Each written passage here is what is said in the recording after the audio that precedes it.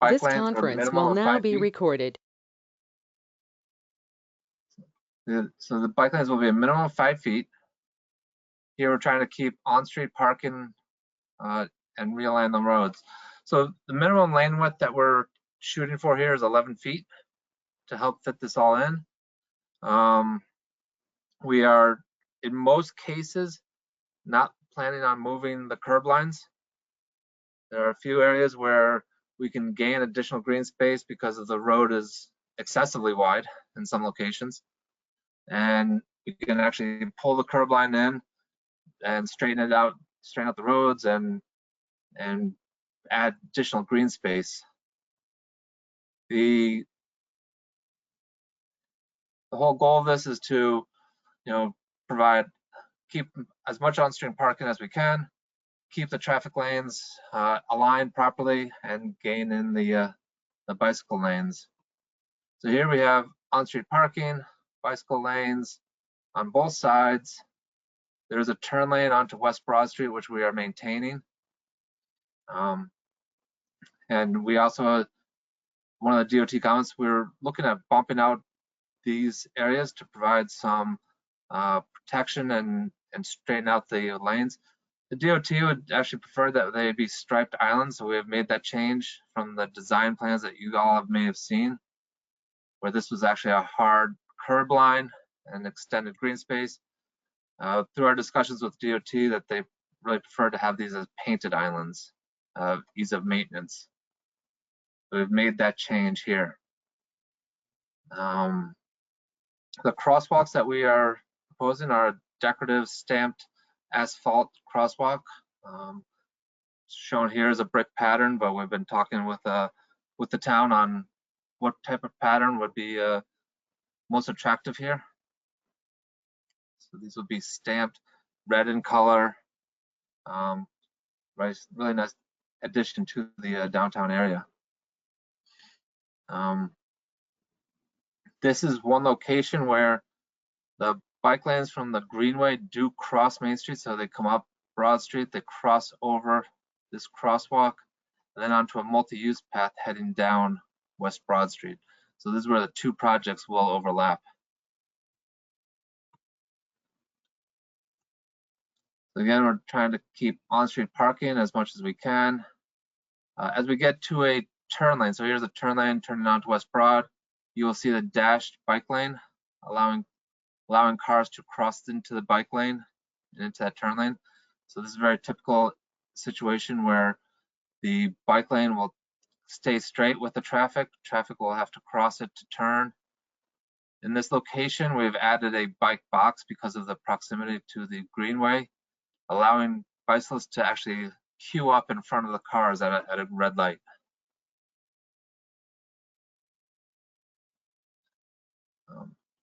Most of this is fairly straightforward. Again, 11-foot lanes, minimum of 5-foot bike lanes. Where we could, we've added some buffer striping in between the travel lane and the bicycle lane, where there's this additional width to the roadway. We'd like to have this buffer striping in between the travel lane and the bike lane.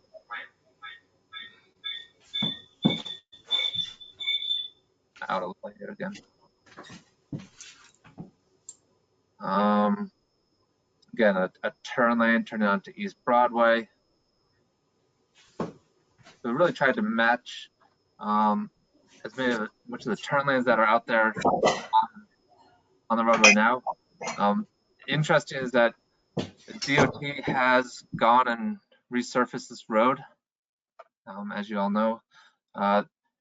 In talking with the DOT, they've tried to use these plans to the greatest extent possible to do the new striping on their repaving, and that is the area that's what we'd like to, it helps with this project that we don't have to redo a lot of it.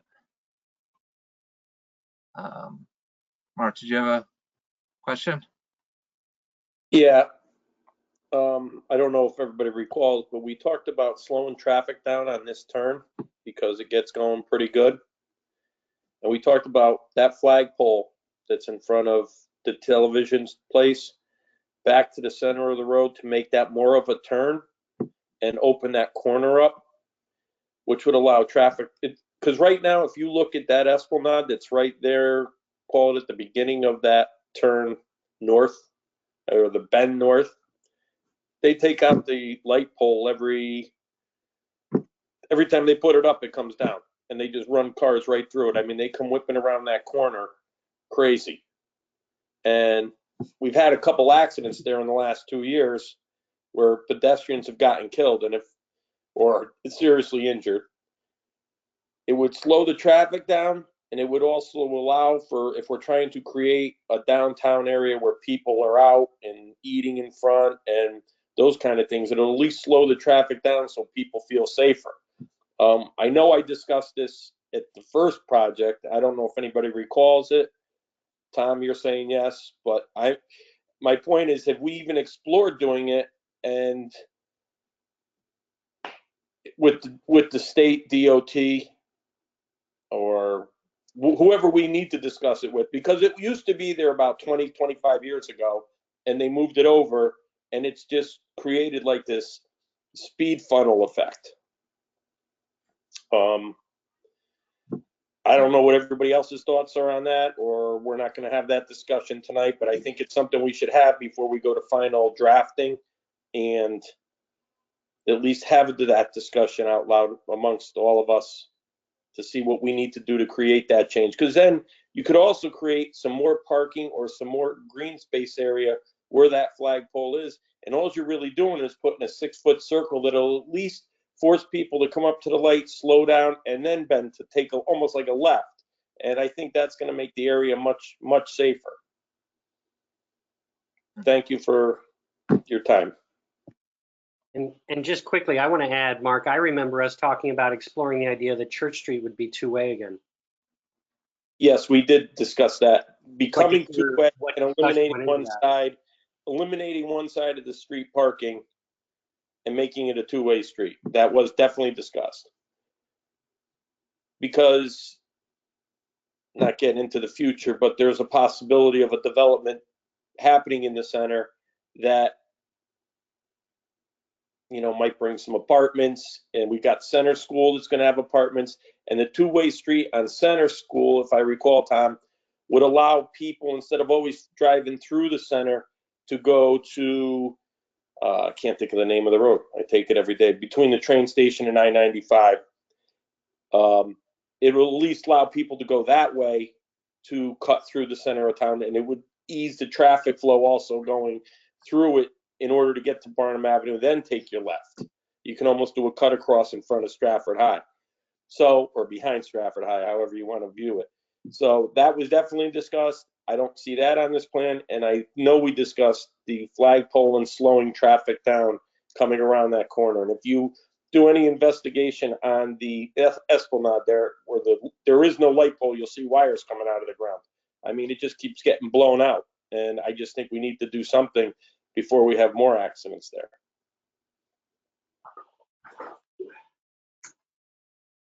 Okay, thanks. Obviously, we've not explored the idea of moving the flagpole back into the center of the road. We can have that discussion with DOT. I think just from a safety standpoint, it may not be desirable, but it's something that we can discuss with them. I would throw out just a few thoughts on that. If I remember correctly, the flagpole was moved because of the accident history at that intersection. And I think the problem with the speeding, which is correct, there is a speeding issue, and there are people that don't make that turn. It's because they're traveling too fast when they get there. So they have to be slowed down ahead of time. And I don't know if the bike lanes would be a traffic calming effect, but I think the flagpole where it is, or the flagpole in the middle of the road where it used to be, the problem is the speed approaching the curve, not the geometry of the curve itself. That's my thought. And certainly, I think speed will be reduced. We are reducing the lane widths, which, although we're not reducing the pavement, visually from the striping, the lane widths are being reduced down to 11 feet. and that typically has a traffic calming effect. Where just visually it's a smaller, a little bit smaller, and the bike lanes are there. So typically that does have a traffic calming effect and does slow down speed. But placing a fixed object in the middle of the road like a flagpole can become a safety hazard as well. My one thought on that is I drive through Newtown all the time, and people seem to slow down and live with that very, very fine.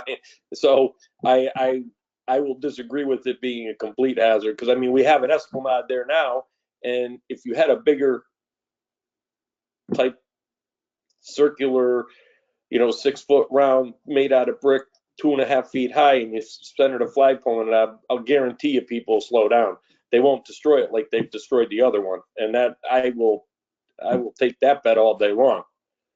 So, and then I think also if we do open up Church Street to go both ways, people would then now approach this and take a left, which would also help slowing traffic down. So there's two thoughts on possibly decreasing maybe the traffic flow through the center and slowing traffic down. But if I could make 2 points to that. This is Matt Folder. Sorry, I didn't turn my camera off. I was getting some, my connection wasn't great. In terms of a fixed structure in the middle of the road, that's going to be very difficult, if nearly impossible, to get permitted.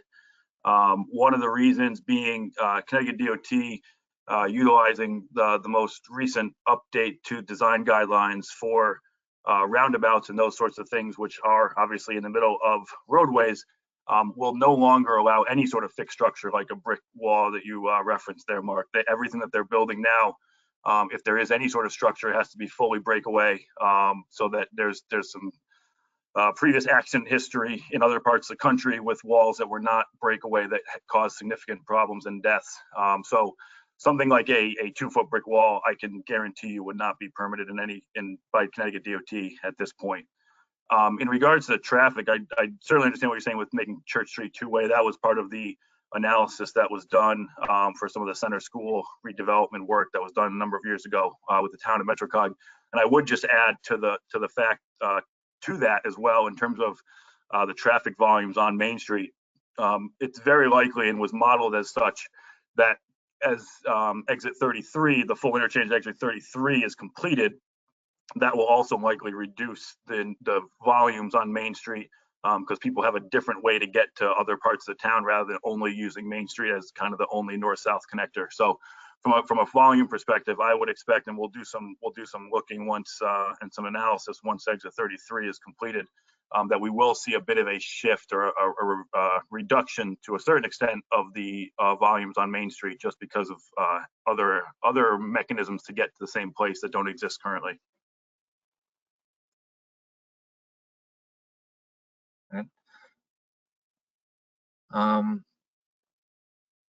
So as we're moving further north, we are getting into areas where we have angled parking in front of those shops. Now we're changing the angle on those parking so the bike lane can safely pass behind the vehicles. That does reduce some of the parking along this section here. Right now we are looking at possibly removing the parking in front of this section and expanding the plaza area. And this may be an attractive place for businesses to set up outdoor dining or gathering of some other events there. Right now we're looking at possibly removing this parking along here and adding a larger plaza for the shops to utilize. one other thing on that's Yeah. only the Masons, and it's a theater. You probably need parking. They're not looking for a restaurant. Those aren't restaurants. So I understand the thought of having outdoor seating, and I'm all for that. I just think that what those two buildings are being used for currently, and it doesn't look like anything's going to change with the use of those two buildings, that's just wasting 5 spots or whatever we're losing from there. And those are types of uses there's nothing in those two uses there that would utilize outdoor seating. I respect the thought, but I just, knowing the center the way I do, that's not something that would be utilized there. And I think the spaces would be more important, because when they do have shows at the theater, which is maybe twice a year, maybe 3 times a year, they use every parking spot imaginable down there, and they don't have enough. So I would think parking would be more important there than the outdoor seating, being that it's not going to ever be a restaurant or that type of use. But that's my thought on it. There's a really high sensitivity to the number of parking spots in that specific area. It just is very high, so I'm concerned about that. Okay, sure. I know we've gone back and forth with the town on removing all the spots, keeping all the spots, removing a portion of the spots, and this is where we are at 30% design. So we'll continue that discussion with the town and refine that as well.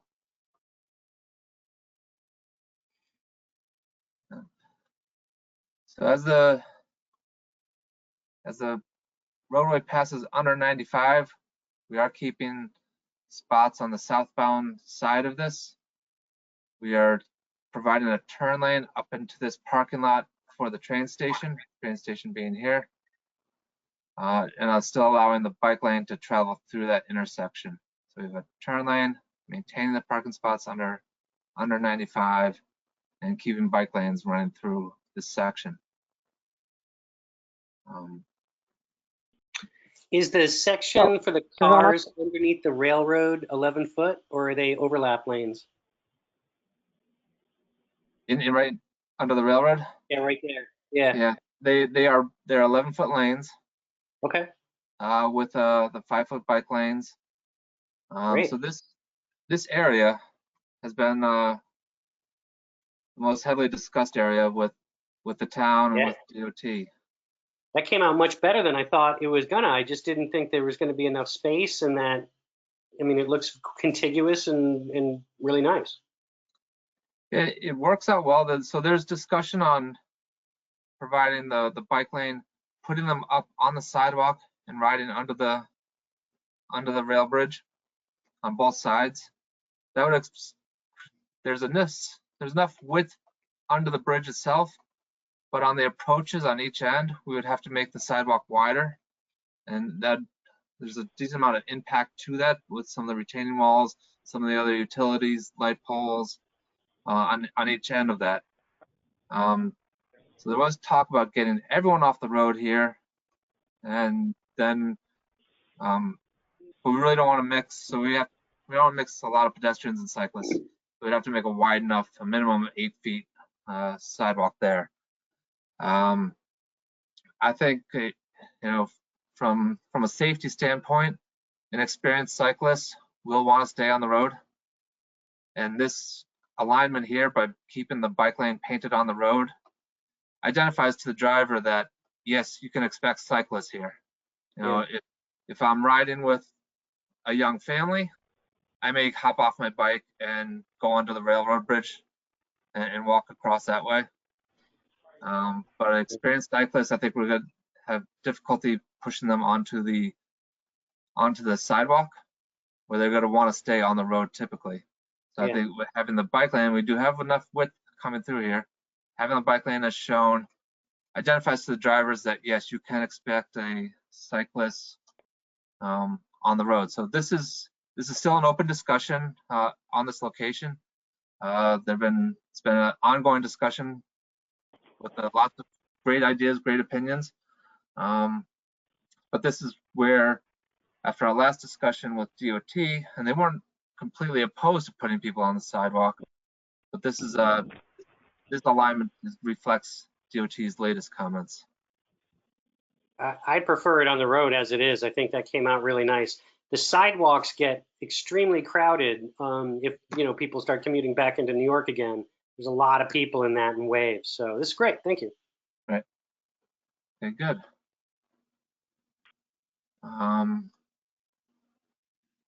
So we continue moving up. You can see here the roadway does get a little bit wider. We are adding a wider buffer strip. This bus station is kind of a heavily used bus stop just for the train station itself. The GVT has expressed interest in putting a larger shelter there, making it a more formal bus stop. So the buses will have to park along here on the bike lane and then move on. So we've had some discussions with GVT on that alignment, and we'll continue to do so as we move forward in the design.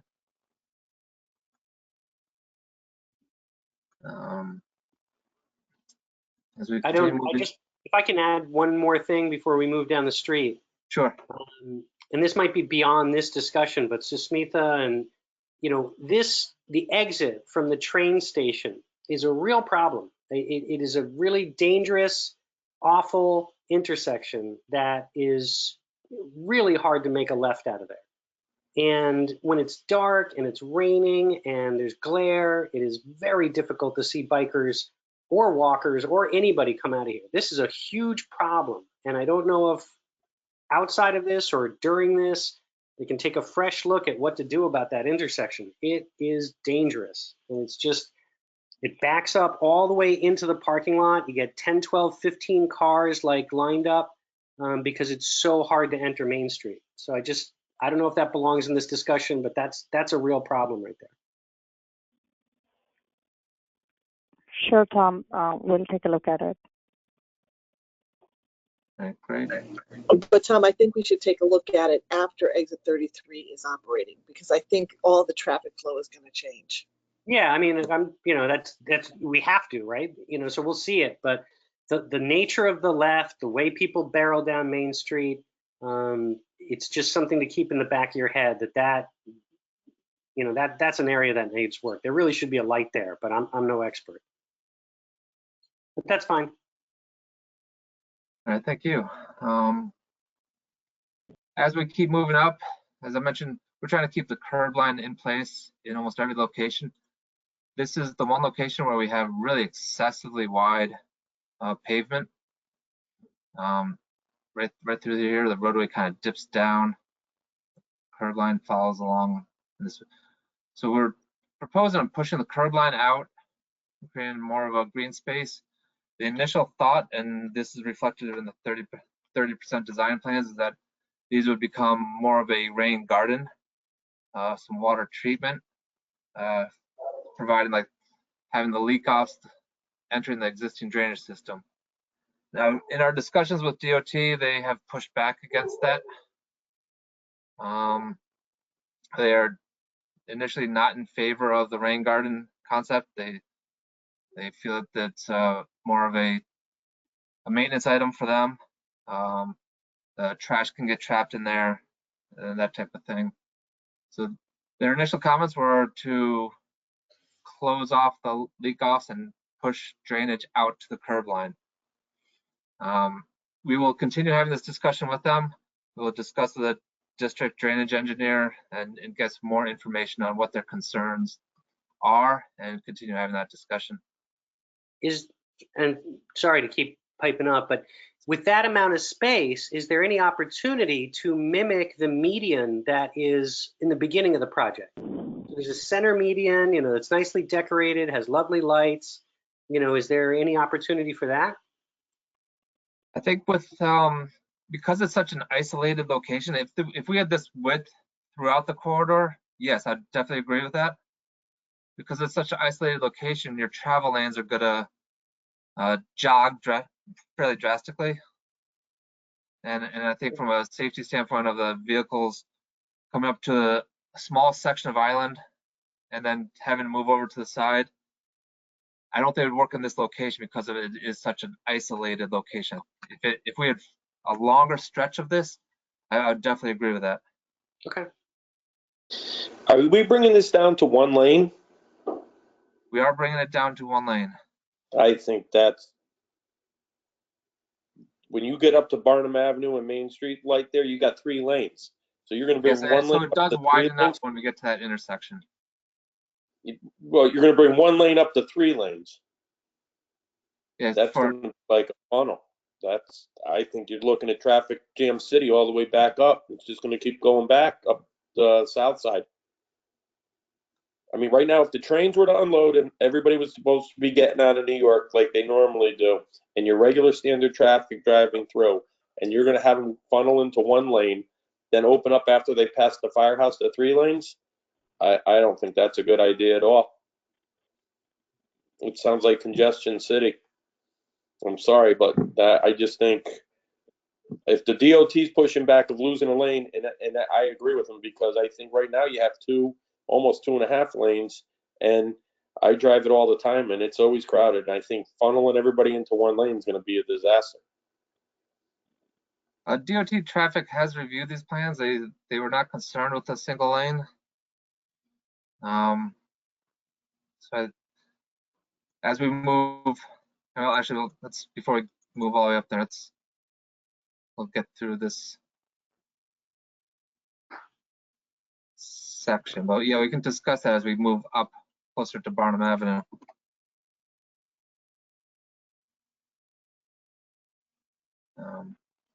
So at areas where the sidewalk is in poor shape, we are proposing that the sidewalks are replaced.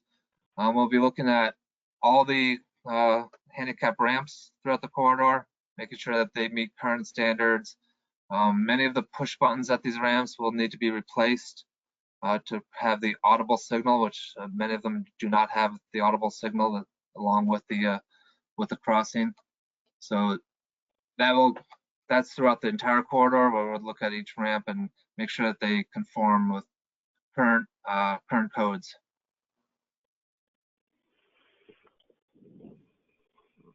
Up here at Town Hall and the firehouse, we are maintaining that diagonal crosswalk because it is located within the stop control location here with the signals. Up here on the sidewalk, there's a set of stairs. So we're looking at redoing this area a little bit, creating a little bit more of a sloped walk on each end and then a ramp in the middle to make this ADA accessible throughout, so people do not have to, someone in a wheelchair would not have to travel around the town green area to continue on down the street. So this way we can eliminate that set of stairs and make it fully accessible coming through those locations.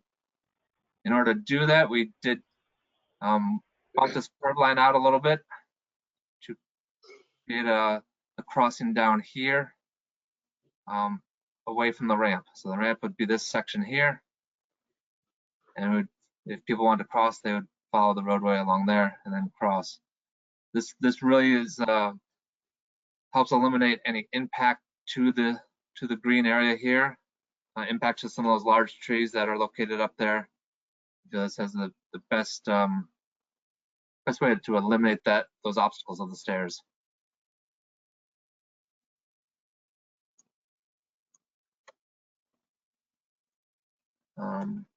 Here we are at Barnum Avenue. So the DOT did have plans on reducing the travel lanes similar to what we have here, two lanes coming in from the intersection, funneling down to 1.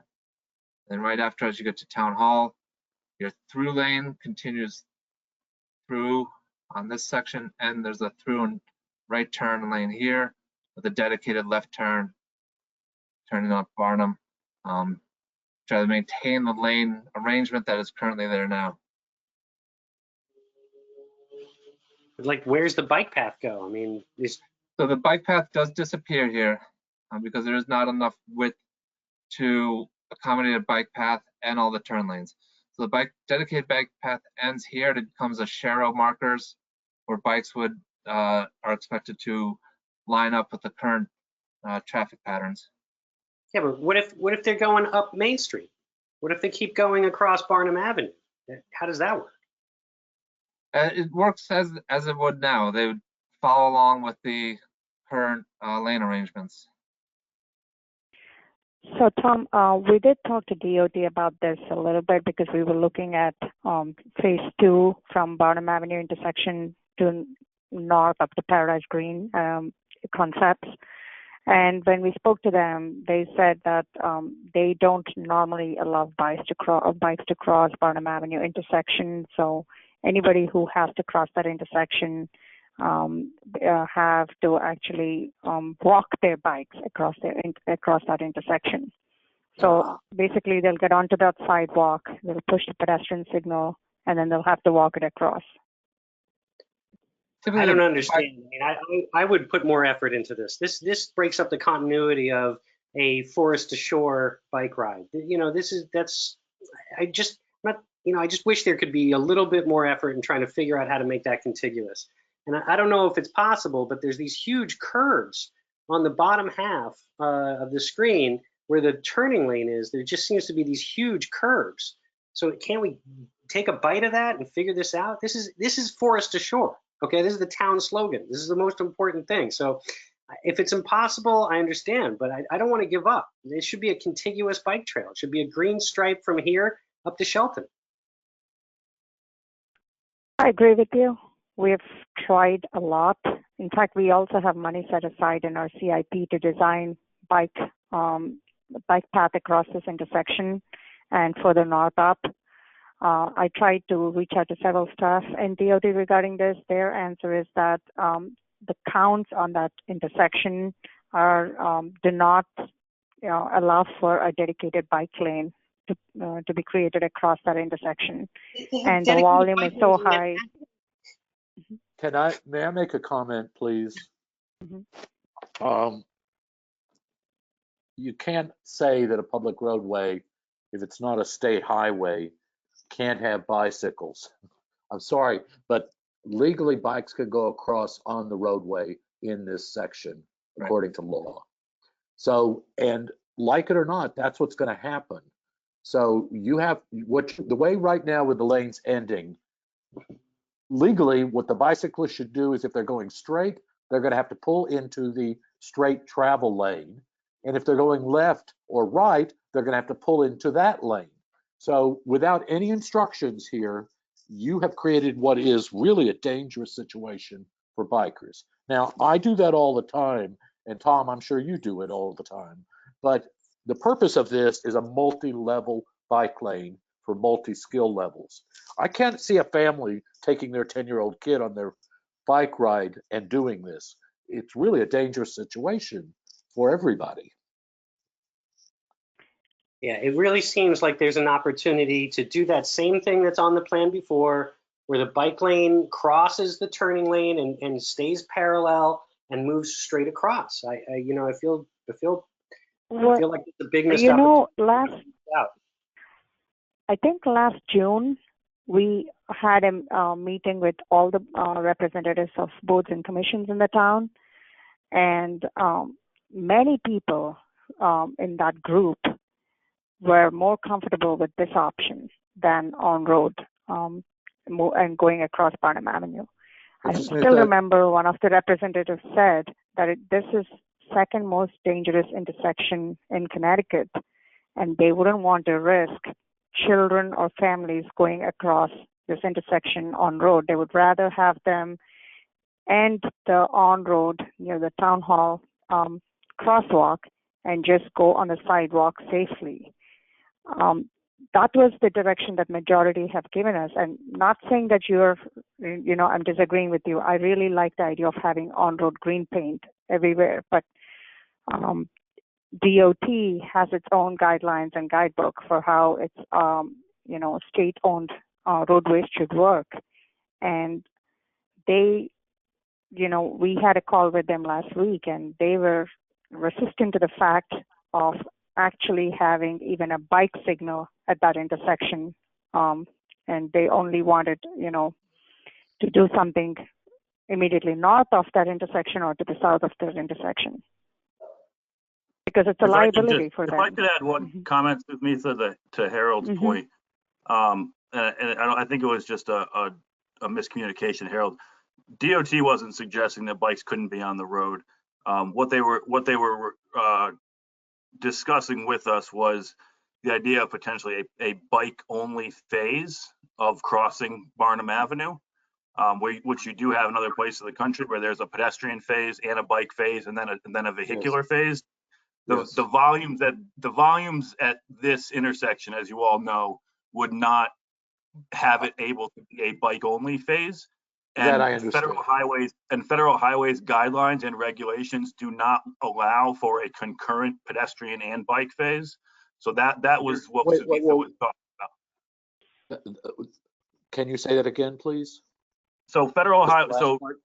yeah, so the federal highways regulations, which is what and design manuals, which is what DOT goes by for all of their state-owned assets, does not allow for a combined pedestrian and bicycle phase. It has to be separated to pedestrians only and then bikes only. If you could combine it, you might be able to do a combined phase, but right now federal highways does not allow that, and DOT uses those standards for their designs.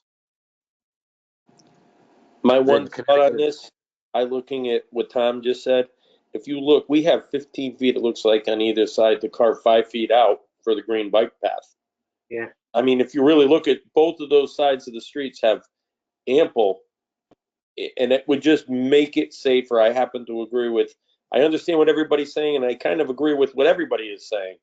But I think we should at least explore taking 5 feet or 6 feet and keeping the green line to the corners and approaching it that way, because that, again, that traffic area right there gets, I mean, I've been there where it could go all the way back to the firehouse, 2 and 3 cars deep. I mean, 2 and 3 rows deep. So I think if we can try to carve a little bit out of there, I mean, just looking at it, the pink dotted lines, I'm assuming we can carve 5 or 6 feet into there, and they would still have 10 feet on both sides. So I just would like to see us explore that. Go ahead, Yeah, Bill. and also If you look looking at at it, it looks like there's enough space to actually do an off-road turn from Barnum Avenue in both directions onto Main Street South. I mean, it looks like you could get the bike coming down Barnum Avenue and then get off the road and then rejoin the bike lane. That would, that would at least solve the transition from Barnum Avenue to Main Street South. in the original drawings, I believe what we did was here at this point, we went up onto the sidewalk area to get us across the road. That was the safest way at this intersection here, but you cannot stop a bike lane like this, especially in a high traffic area. We got to think long term here. Barnum Avenue and Main Street across Barnum Avenue is all going to be plugged into this, and there needs to be a smooth transition coming down Barnum Avenue and taking a left onto Main Street South. That's how people from that area are going to bike down to the beach. I do work in Stratford right now, and Summer Street has a bike lane associated to the right now. It's not painted green. And they've carved it out that it's 5 feet, and they still have 3 lanes of road or 4 lanes of road going down. It's a one-way street. I think we should just explore the effort and give it as much, to Tom's point, making the transition from Barnum Avenue onto, even if we can only do it on one side, as long as we know we can do it. But I just think we need to explore it a little further. Because otherwise, the first time someone gets killed at this intersection on a bike, we're all going to regret it. It's not a safe solution that we have right here. Okay, we'll go back and revisit this with DOT and see what our options are. And chances are, based on what I heard last time, they would say no, but we'll definitely give it a try again. I also wanted to, come back to that parking situation at the town center. At that time I was talking, but I didn't realize that my phone was on mute. There is a municipally owned parking lot across the street behind Seabass restaurant. And we were planning to put some additional signage for folks there so that it's more clear and prominent that they can park behind that lot. And also maybe when Center School site gets redeveloped, maybe there is an option to do some, extra parking in the back that could help resolve this issue a little bit. But I wouldn't think of this situation here as a set in stone kind of situation. This is an evolving situation based on how Center School site gets redeveloped. And if at all, if we can do some kind of shared parking in the back, that would probably help with the situation a little bit here. And then also having that extra signage so that behind this area here, there's this largely empty vacant lot during the day that could be utilized.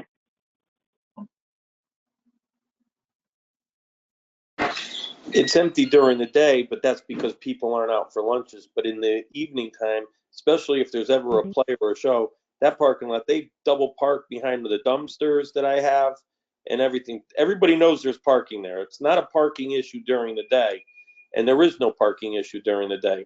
But in the evening, when there's a lot of, Cinco de Mayo, or the restaurants are all busy, or there's a show on, those places, everybody knows there's parking there. So the parking is not an issue, but I don't think we should still be giving up 5 or 6 spots on the street for something that's never going to be utilized by the tenants in those 2 buildings. They're just never going to be utilized by them. They're not those type of tenants that would have outdoor seating. Okay. Well, some people in the town, when we put up these drawings for display in the Shakespeare Festival last year, they kind of loved the idea that the town has a place where they can sit and hang out, and because that's something that they felt was missing in the town center, where folks can gather and sit down and enjoy, the town center. Because right now all we have is moving traffic or privately owned businesses. Of course, you don't have a central green space like most towns do have. Like if you go to New Haven, there's a central green space where people can hang out. You do have Paradise Green, but the concept of town green is different for different people here. The concept of town center. Some people feel this business center here is a town center, whereas some people have this perception that Paradise Green is their town center.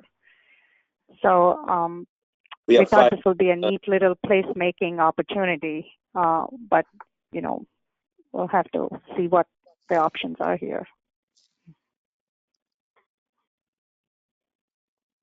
May I add my points? I actually wrote them down. I tried to be good today. Going through this whole presentation, I assume you're finished with what you're presenting, but Yeah. I noticed one thing that makes me concerned is that in now what you have is parking, biking, a buffer, and then the auto travel lane. That to me is it's a dangerous situation that a lot of towns have done that and then discovered that the biggest cause for accidents are people opening their car doors because they can't see the people coming down the lane, and the rider can't see until the car door is actually open, and you end up with accidents that way. A lot of places in the same amount of space have changed, and they have put parking, the 3-foot buffer, the bike lane, and then the auto lane, so that essentially you create a protection area right next to the cars. And in general, when you're on a bicycle, you want to keep 3 feet from any solid object around you. So in a way, somewhere there's a happy median in there. I just hope that someone will consider that, because I do know that New York put a lot of money into some of their bike lanes and then had to go back and redo them all 2 years later because of opening car doors. The other thing is that I see is that the GBT had talked very seriously about doing a bus pull-off lane in front of the train station, and I don't see that in any of this. It concerns me that because that to me seems like, if we're talking appealing to all levels of people in town in terms of a true multimodal system, that to me would be like a way of showcasing that we have public transit. So that I'm disappointed not seeing that. The other thing that is a real change, and this could be simply funding, is in the original drawings we had the concept of on-road riding, but we also had the concept of off-road riding for the elderly and for the young people on a 10-foot paved sidewalk. It looks to me, and I could be wrong, you might not have just gone over it, and maybe this is all DOT that we're talking about, but it seems to me that that concept is gone. Am I correct in that? And the only other thing that I caution everybody is, on paper, this looks great. And the thing that I'm most concerned about is the actual traveling of it from a cyclist point of view. We're not talking skilled cyclists. We're talking, this is a town greenway of all level of riders. And I just hope that someone will go back and look at this from that point of view. I rode up and down recently on the repaved areas, and they did not do proper lifting of the sewer covers to ride a bike down that area. So there's a 1.5 inch drop when you run over it. It's okay for me, at least now, but that's enough reason to cause a spill on someone who is not really good at riding a bike. So I, again, will caution that we need to think about safety. That's it. Thank So you, Harold. we did look at the 10-foot sidewalk up and down, and it did come down to a major cost item and not fitting within the budget.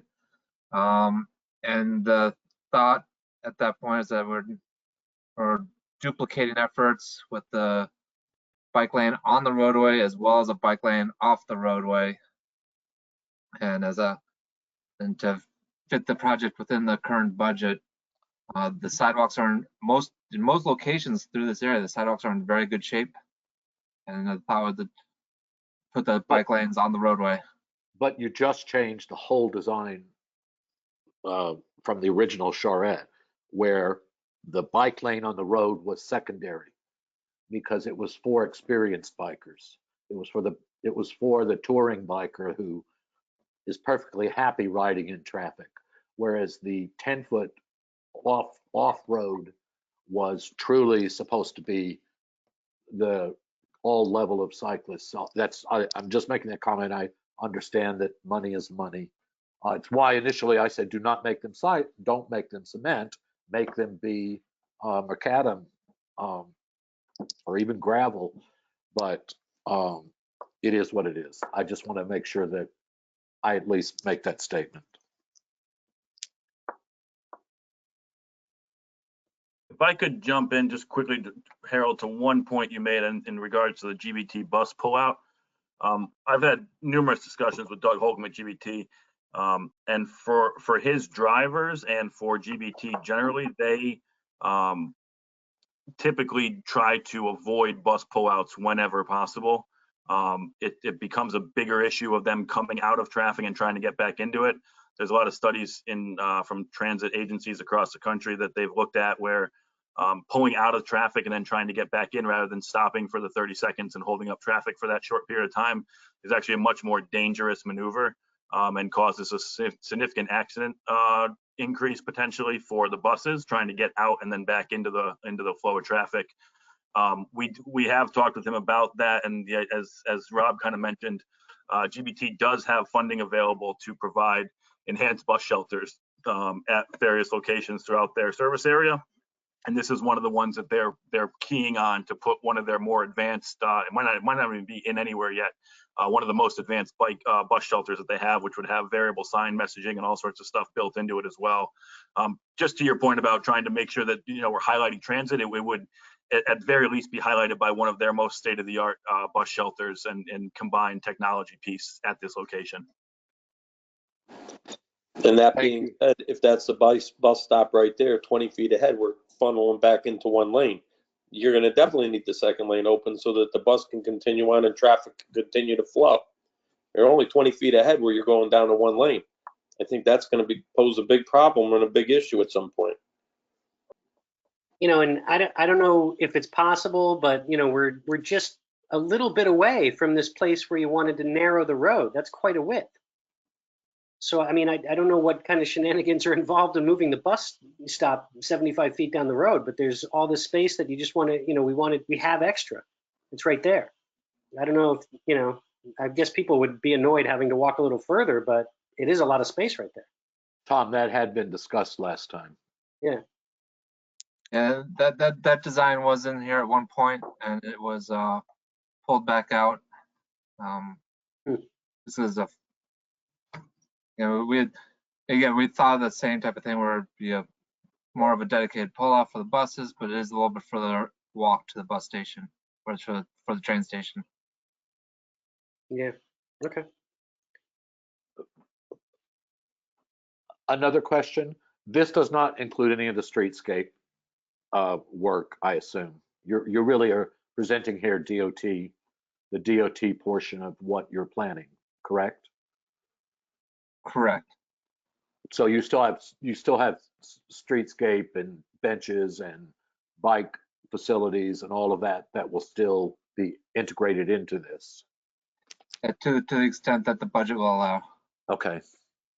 Are we hitting 2 million with what we see here? What you see here is actually over 2 million, but because it also includes a lot of repaving. Now that the DOT has come through and completed a lot of that repaving, that's the savings. Oh, so that the repaving comes out of the budget that you have standing because it just got done? Yeah, we can probably reuse a lot of what the DOT has done. Oh, great. So that should be a cost saving. And we were also trying to see if we can have those sidewalks which have Art Deco kind of footprints, like, prints on them. I don't know if you've seen SFO downtown and other places. Trying to explore something that is more creative for the main street. Bike racks could be a possibility. We have to look into the budget. Otherwise, I know GBT was interested in putting some as part of their mobility strategy. So I have to reach out to them and see if they have anything that they can help with this corridor. There's a lot of changes these drawings went through, to be very honest. Like I said, every time we send something, new change comes up, and then Rob has been very patient with us and working back and forth on these changes. Had this been a locally owned right-of-way, it would have been fairly easier to implement many of the ideas that we discussed today. This being a DOT-owned right-of-way has limited our ability to ask for anything beyond what their book allows them to do. And they use the same book for all roadways in Connecticut. And sometimes I feel, it just doesn't take context into consideration at all. And that's defeating the purpose of the complete streets that they want to promote. And I hear your frustration, and we've been very frustrated too, and we will definitely work to try to, get this to at least closer to a vision that you had imagined in the shared process. If you have any written comments, please feel free to email them to me. I would encourage you to give me something like your top 3 priorities or top 2 priorities that we have to absolutely look into. And that will help us to actually, go back and talk to DOT about. I'm not sure if they will be willing to oblige for any of the things that we're asking, but definitely worth a try.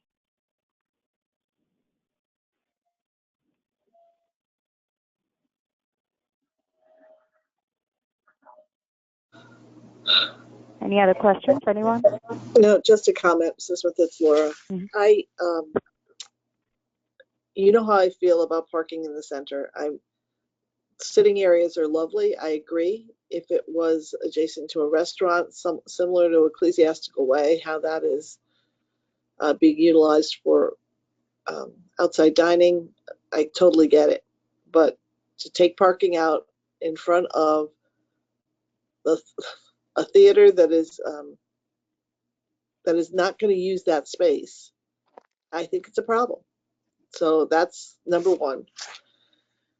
Unfortunately, we can't focus on the parking in the rear too much at this moment. So it's, future alleviation of stress on the parking. So we can't really talk about Bi-Center School. We can talk about it, we can think about it, we can investigate it, but we can't use that as a viable option.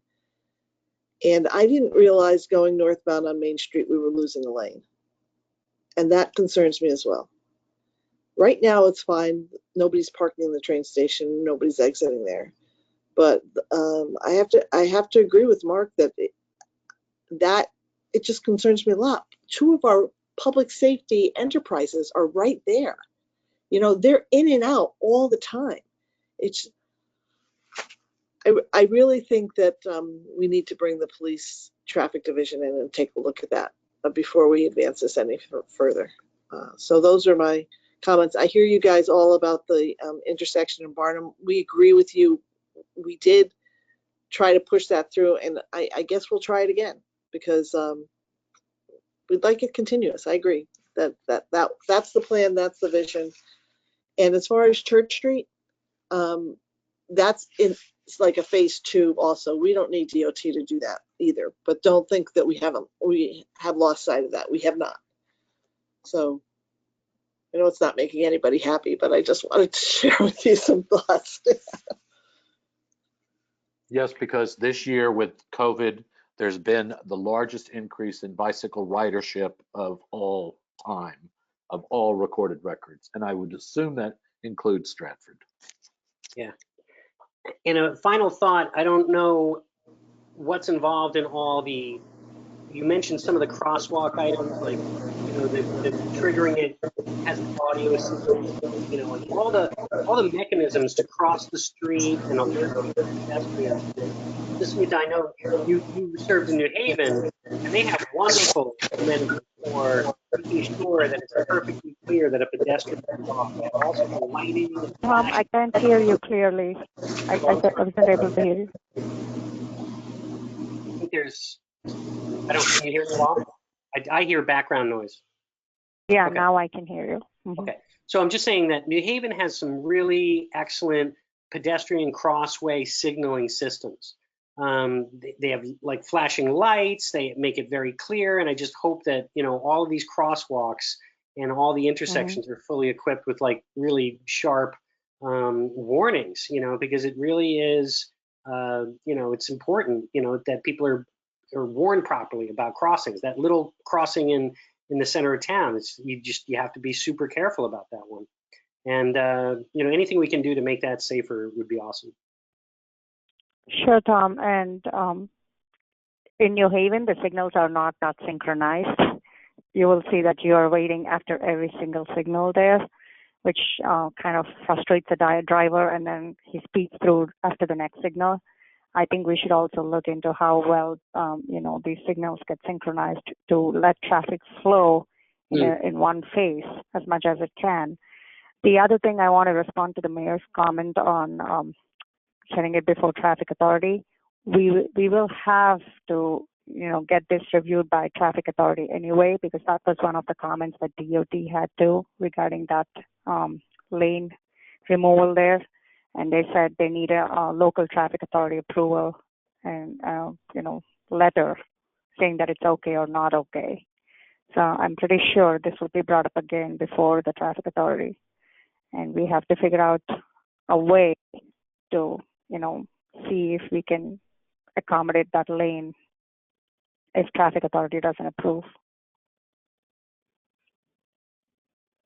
If I could just touch quickly on the point Tom made in regards to the pedestrian crosswalks.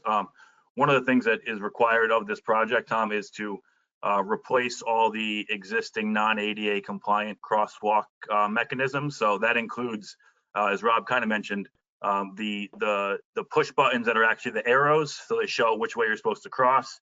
It includes the better kind of signage with the audible signing as well. It all comes down to the ADA compliance requirements. So these are all relatively old mechanisms, so The ones that are not up to ADA compliance right now will be upgraded as part of this project, and that's a requirement from the district and from DOT for this. So much of those things will certainly be included in this project.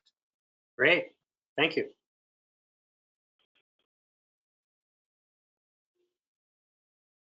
So if nobody has any more comments, we can end the meeting right now. And please, I encourage you to give me your written comments. It's not only helpful for us as a team, but I would like to share those with DOT as well. The more comments I get from the community, I can say that this is community buy-in for this, like especially the Barnum Avenue intersection. In New Haven, we'll have hundreds of people responding to these comments. Of course, we don't have a public meeting today, but once we have public meeting, I'm sure we'll have more comments from them too. Please send me a written comment so I can, again, restate to DOT that we really absolutely want to see that bike lane across Barnum Avenue, and other comments that you have too. Thank you, everybody. Great, thank you, everyone. Thank you. Really appreciate all the work. This is great. Thank you Thank very you. much. Thanks, Thank you. Thank Have a all of good you night. working with the DOT. I know it's a hard job. We appreciate Thank it. you. Yep. Appreciate all the work that's been done. Just a couple thoughts, and that's what this was for. So thank No, you all. certainly. We appreciate the comments. They're very helpful, and we want to make sure this is accomplishing all the goals as many as we possibly can. So we really appreciate the feedback. So thank you all for your time. You got it. Both. Thank Bye. everybody. Thank you. Thank you. Mhm.